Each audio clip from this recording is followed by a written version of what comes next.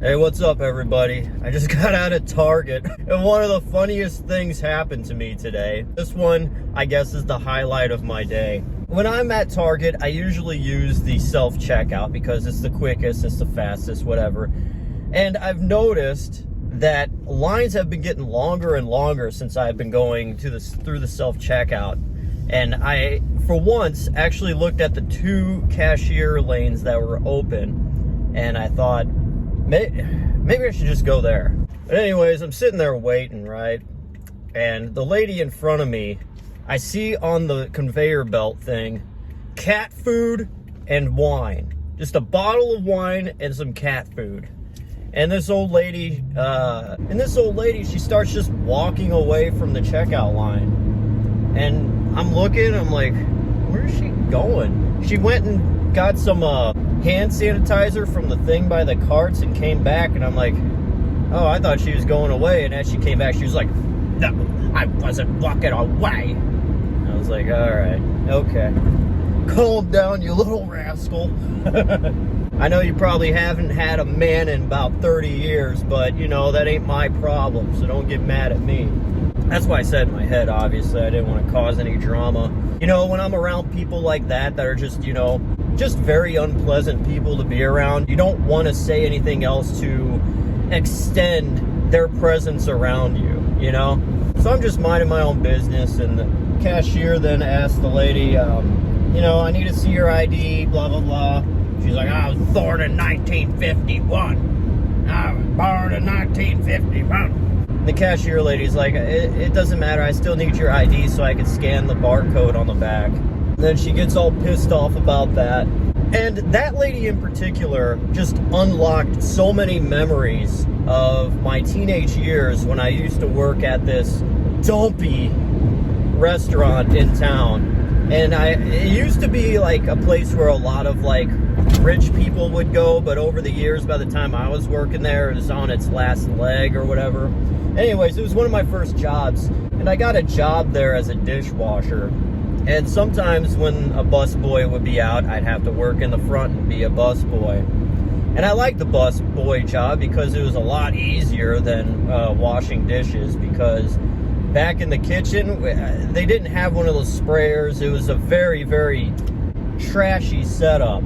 Doing a bin of dishes there compared to like Denny's or anywhere else, it would take twice or three times as long, because all you had was a sink, a literal sink, and a little shield thing you would roll down, and it would do some spin the sanitizing stuff around it to, I guess, kind of like dry it or whatever. But that didn't do any, it didn't wash the dishes. You couldn't just put plates in a thing and roll it through. You literally had to wash everything by hand. Being a busboy, it had its pros and cons.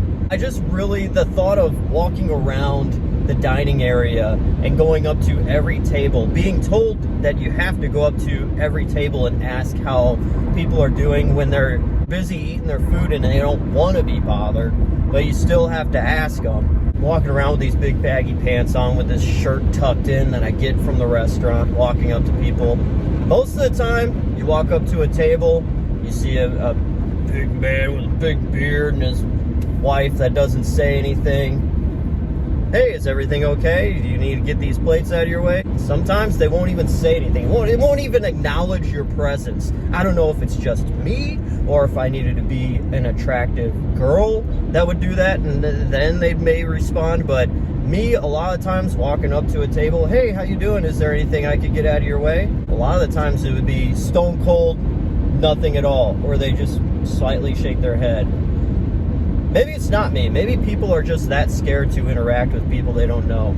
Anyways, getting to the memory that unlocked in my brain from this interaction with this woman, I remember one time walking up to a table, and there was a group of 4 older women. I don't know, late 60s, early 70s, whatever. You know, the kind of ones that don't have husbands anymore, and they're just kind of like, I'm old and I'm gonna be as crazy as I want and say what I want. And they think they're funny because they say what they want, but they're really not that funny. It's like, you know, younger women will look up to these types of old women as, yeah, I want to be fun like them when I'm older. And it's like, they're not that fun. They're just old, bitter women that drink wine and buy cat food at Target. And anyways, I walked up to this table, these 4 older, crazy fun women. I saw this one lady, she had her plate there, had a bunch of wrappers from all the crackers she was eating, the plastic wrappers were on the thing. And I asked her, I was like, all right, hey,